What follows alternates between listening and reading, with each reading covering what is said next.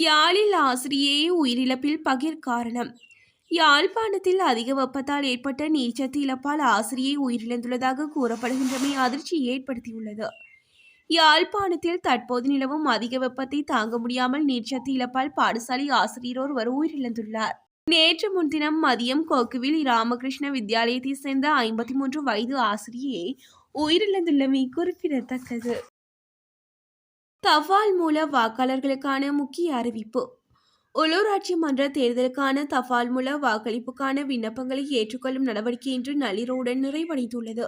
எனவே இதுவரை விண்ணப்பிக்காத தகமையுள்ள விண்ணப்பதாரிகள் தபால் மூலம் விண்ணப்பங்களை சமர்ப்பிப்பதை தவிர்க்குமாறு தேர்தல்கள் ஆணைக்குழு அறிவித்துள்ளது. கொழும்பு சென்ற பேருந்து நிலை தடுமாறியது. நிகரவட்டி பகுதியிலிருந்து கொழும்பு நோக்கி பயணித்த இலங்கை போக்குவரத்து சபைக்கு சொந்தமான பேருந்து ஒன்று விபத்துக்குள்ளானதில் 21 பேர் படுகாயமடைந்தனர். இன்று காலை வேளை இந்த விபத்து சம்பவித்ததாக ஆராய்ச்சி கட்டுவ காவல்துறையினர் தெரிவித்தனர். ஆராய்ச்சி கட்டுவ பத்துலோய பகுதியில் சென்று கொண்டிருந்த குறித்த பேருந்து வீதியை விட்டு விலகி மரம் ஒன்றில் மோதி பின்னர் கடை மற்றும் வீடொன்றின் மீது மோதி விபத்துக்குள்ளாகியுள்ளது. யாழ் வடமராட்சி கிழக்கு கடலில் அதிகாலையில் பரபரப்பு. வடமராட்சி கிழக்கு வெற்றிலைக்கேணி பகுதியில் உள்ள கரைவளை வாடியால் கடற்தொழிலாளர்கள் இடையே 3வது நாளாக இன்று முறுகல் நிலை தொடர்ந்து வருகிறது. மேலும் உளவு இயந்திரத்தை பாவித்து 22 கயிர்களுக்கு மேல் கரை வரை தொழில் புரிவது சட்டமீறலாக உள்ள போதிலும் வெற்றிலைக்கேணி பகுதியில் உள்ள கரைவலை தொழிலாளி ஒருவர் நாளாந்தம் 2 படகுகளில் 150க்கும் மேற்பட்ட கயிறுகளை பாவித்து கரவலை தொழில் புரிந்து வருகிறார். இதனால் ஏனைய கடல் தொழிலாளர்களின் வழிகள் படகு இயந்திரங்கள் பாதிக்கப்படுவதுடன் அவர்கள் தொழில் செய்ய முடியாத நிலை தொடர்ந்து உருவாகி வருகிறது.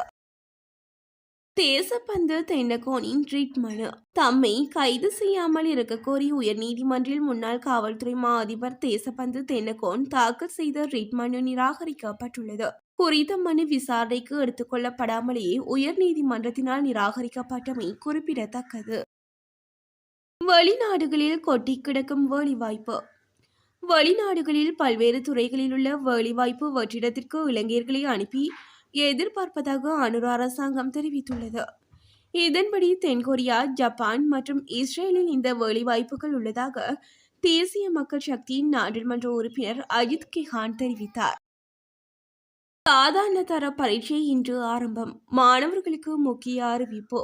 கல்வி பொது தராதர சாதாரண தர பரீட்சை நாடளாவிய ரீதியில் இன்று ஆரம்பமாகியது எதிர்வரும் 26ஆம் தேதி வரை இடம்பெற உள்ளது. அந்த வகையில் வவுனியா மாவட்டத்தில் உள்ள 2 வலயங்களிலிருந்தும் இம்முறை 4396 மாணவர்கள் பரீட்சைக்கு தோற்றுகின்றனர்.